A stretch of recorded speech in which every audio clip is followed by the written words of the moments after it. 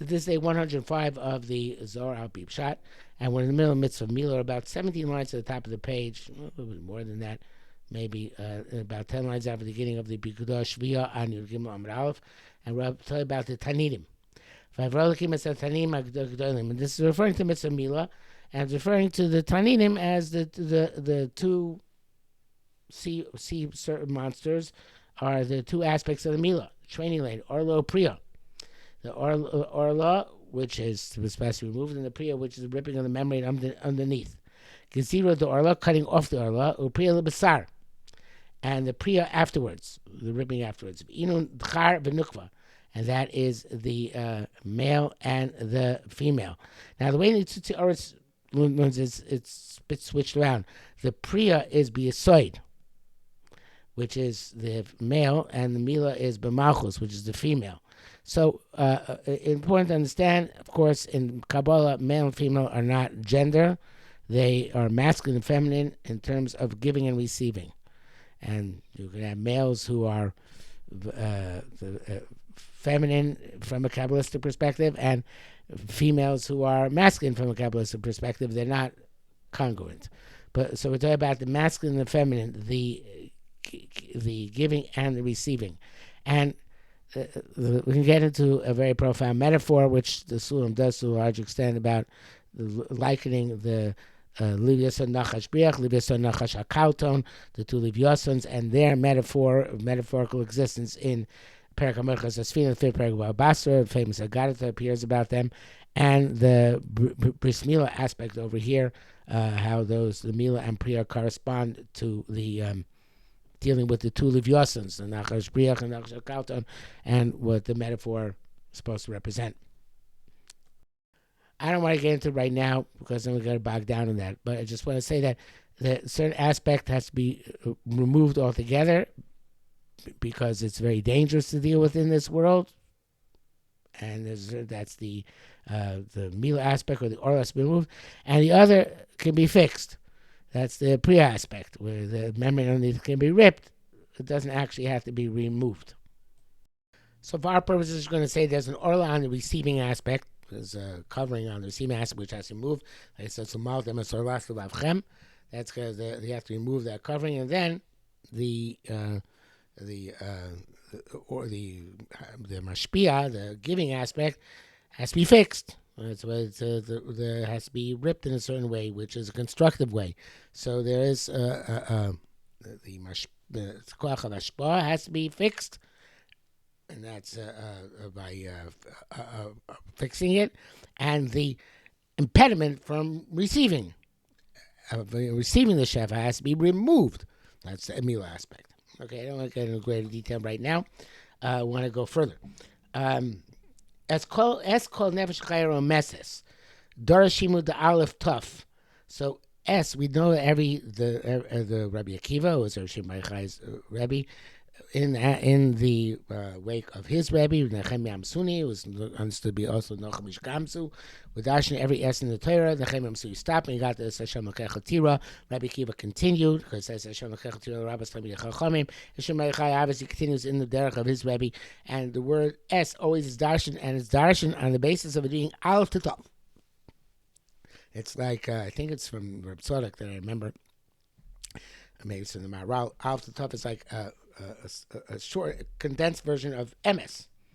Missing the mem, but same idea. Aleph to Tov, something which is inclusive and usually in a positive way.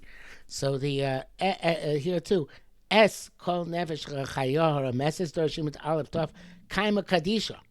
So the everything can be once you have the Milah, once you have this mitzvah which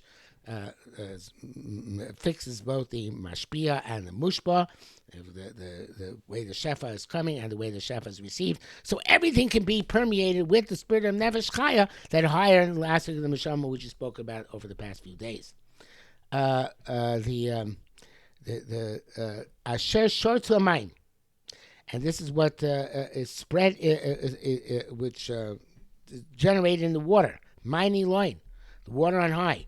This mishichu legaba, which come down to a person, the asrishimu da who has this Roshim of the Bris Milah and has this impact of having been able to receive and been able to fix the pipeline of Shefa.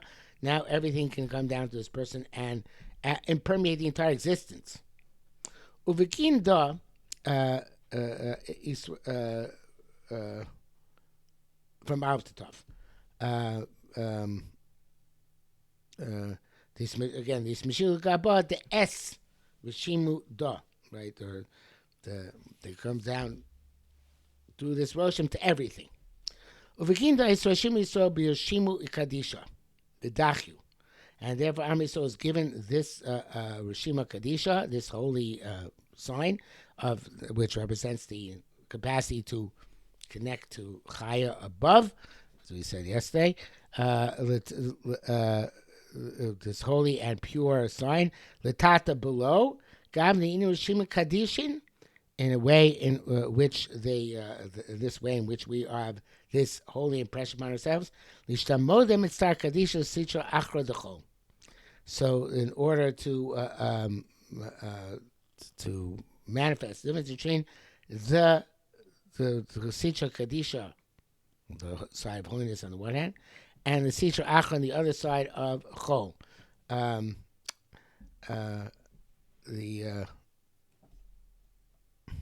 So you have this mighty line, which is where the source of the Nefesh Chaya is, and there's, I'm not sure exactly mean it's Rishim and Eloi. It's embedded above, obviously, in some way, shape, or form. And the way where you do the Bris Milah below embeds that in us here below and creates connection from on high here to below. Now, and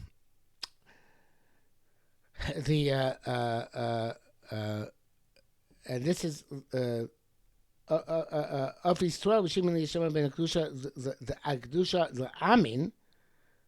Ben Kedusha Lamin Akum.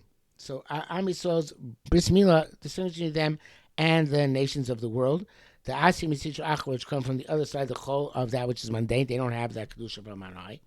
Kamadi Tamar, as it's been mentioned, but Kamadi Rashim Lon Hachi, just like its impressions in them, in the persons, Rashim Be'iriv Ovidilhon, there's this impression also in their animals and birds. And in our animals and birds, and different than the beer of Ovid Amin Akum, and different than the animals and birds of the nation of the world.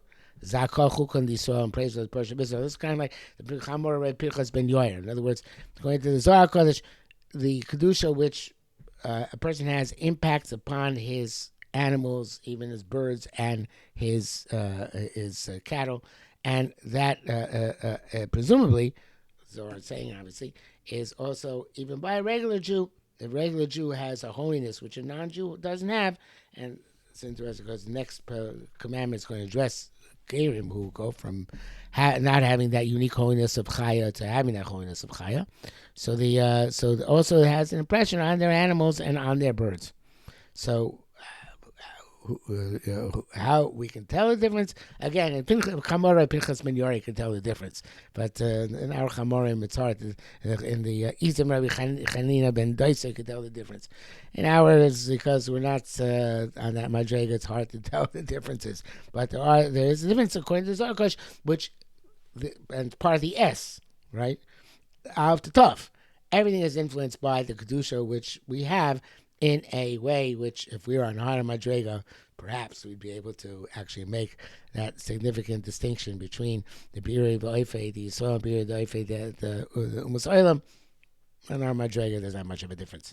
Okay, that brings us to the end of the Pikudah Shviat, and tomorrow we'll go to the Pikudah Minyan.